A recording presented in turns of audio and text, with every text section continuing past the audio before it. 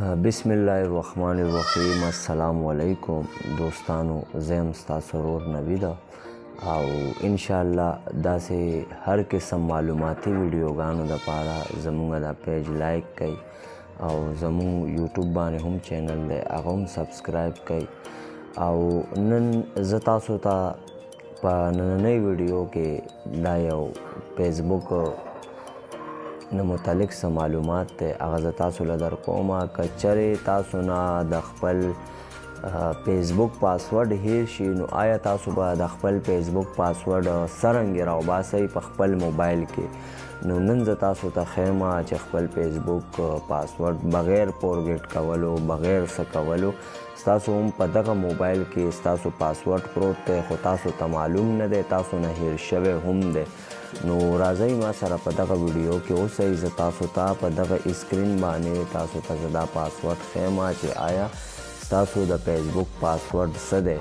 اکثر ملګري دا شانتې وي چې فیسبوک لوګین کې بیا په کلونو باندې هغه لوګین وي لوګ آوټ کوي نه، نو دا شان کې ملګرو نه پاسورډ هیر شي.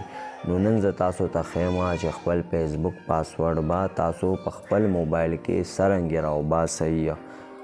نو راځئ زما سره اوسئ په دغه ویډیو کې او د پاسورډ زه تاسو ته ډیره اسانه او ډیره مهمه طریقه ښیم. او که ویډیو مو چېرته خوښه شوه نو د خپلو ملګرو سره هم لایک کوئ او شیر یې کوئ. ډیره مننه. او راځئ زه خپل موبایل طرف ته ځم، زه تاسو ته پاسورډ ښیم چې آیا تاسو به خپل پاسورډ څرنګې راوباسئ. د ټولو نه اول خو چې کم دی دوستانو، تاسو رالی کروم براوزر ته.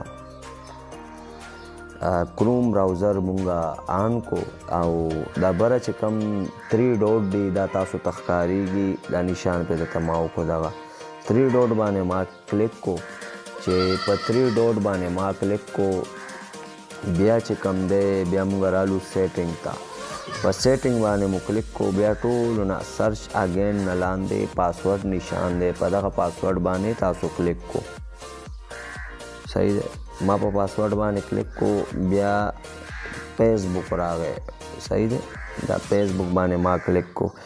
دا تاسو ته د سترګې نشان ښکاریږي. صحیح دی. دا سترګې نشان چې تاسو ووالو ستاسو نه به کوډ وغواړي ویریفیکیشن دپاره. تاسو خپل کوډ هم ورکو. چې کوډ تاسو ورکو بیا به تاسو ته ستاسو په اسکرین باندې ستاسو پاسورډ راشي. صحیح دی. نو آیا دا ستاسو پاسورډ دی او دغه ځای نه تاسو که بیا چېرته آی ډي لوګ آوټ کول غواړئ نو لوګ آوټ کولی هم شئ او که لوګین کول غواړئ لوګین کولی هم شئ په دغه پاسورډ باندې.